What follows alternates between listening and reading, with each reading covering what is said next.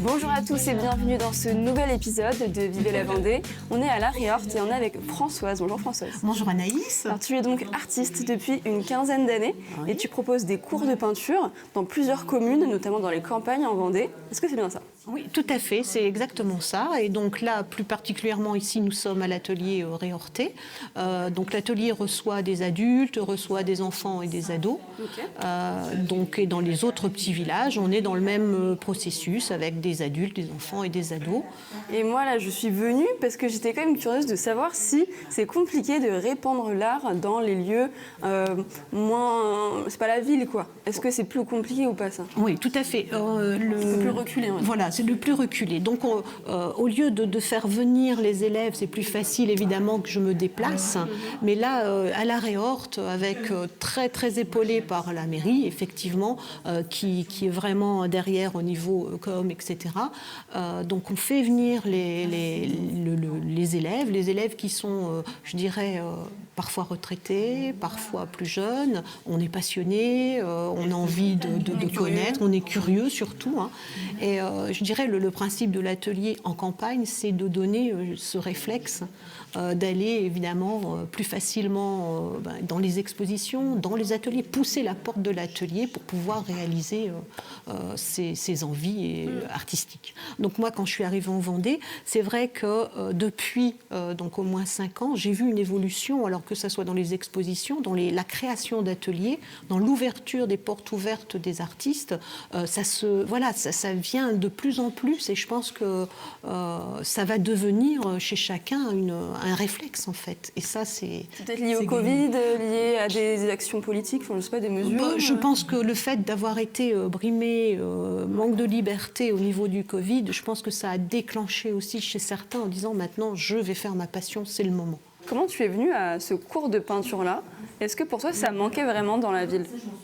Eh bien, j'ai commencé à fréquenter l'atelier en m'accordant quelques temps libres, l'envie de revenir à la créativité. Chez moi, je ne prends pas forcément le temps. Et puis, j'ai rencontré Françoise et là, j'ai vraiment 4 heures rien que pour la peinture. Donc, je viens une fois par mois et du coup, selon les envies, on part sur de la peinture, de l'aquarelle, du dessin. C'est très varié. Le temps passe très vite et multitechnique. J'ai appris beaucoup avec Françoise, le dessin, le portrait notamment. Et puis, à chaque fois, on évolue parce qu'elle me sort de ma zone de confort. Là, par exemple, je suis au couteau, que je n'ai jamais fait auparavant. C'est la première fois et donc c'est une découverte, c'est très agréable. Est-ce que tu as un projet en tête ? Tu aimerais peut-être vendre tes œuvres ou c'est juste pour te détendre ? Ouais, c'est vraiment pour me détendre, c'est très intimiste. Je suis très florale, femme et on expose à la maison. Mes filles aussi viennent de temps en temps. Donc voilà, on expose dans la maison ou à l'extérieur, c'est très coloré.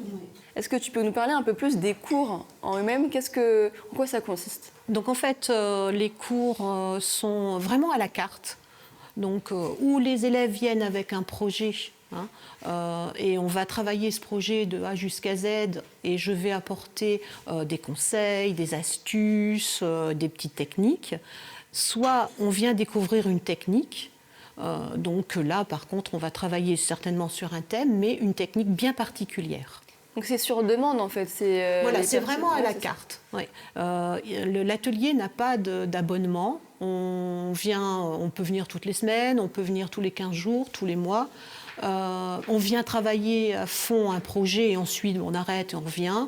Je pense que voilà, ça convient à beaucoup de personnes, ce type de cours. Et quelles sont les différentes techniques utilisées ? Est-ce que c'est toujours de la peinture ou... Non, justement, alors bien sûr, je travaille énormément l'acrylique, donc que ce soit abstrait ou figuratif, mais aussi l'encre à alcool, les encres. On va travailler sur des supports complètement différents. Ça peut être du bois, ça peut être de l'ardoise, les toiles, bien sûr. Et ensuite, on va travailler, donc ça en stage, en journée, on va travailler sur du béton cellulaire en sculpture. On va travailler la linogravure. Voilà, c'est des techniques qui vont être utilisées aussi par chacun chez soi. Donc là, on va partir sur un thème qui t'est cher, donc la planche.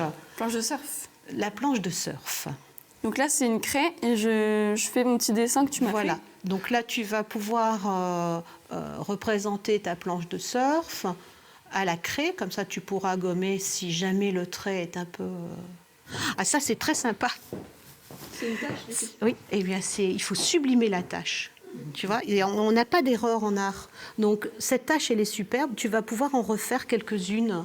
Comme si, tu vois, il y avait une explosion d'eau ou d'écume. Donc ça, tu peux en refaire d'autres. C'est très bien ta tâche, tu vois. Est-ce que tu peux nous parler un peu des bienfaits? Qu'est-ce que ça peut apporter l'art aux personnes? Oui, tout à fait. Alors, bon, par exemple, pour moi, voilà, au niveau de... On a peut-être plus de difficulté à traduire nos émotions par le langage. Eh bien, les émotions vont être traduites par la manipulation de la peinture, par les couleurs, par la matière. C'est une thérapie quelque part? Alors, oui, je pense qu'on peut appeler ça de la thérapie. Après, il y a des formations pour art thérapeute, etc. Mais on part aussi sur cette expression.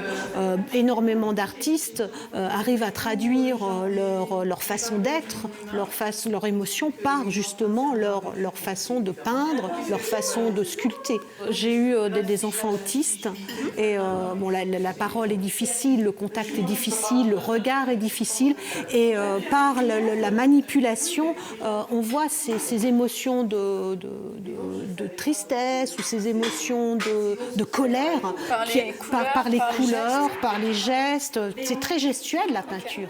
Tu vas faire un événement particulier, tu m'as parlé le printemps des artistes qui se déroule demain, ce vendredi. Parle-nous-en et peut-être parler aussi des Floralies, le lien. Oui, tout à fait. Donc le printemps des artistes, c'est la 4e édition à la Réorte. Donc cette année est un peu plus particulière parce il y a eu un appel à projet et on a été donc candidat, on a été sélectionné. Donc voilà, cette année il y a le petit plus avec les Floralies.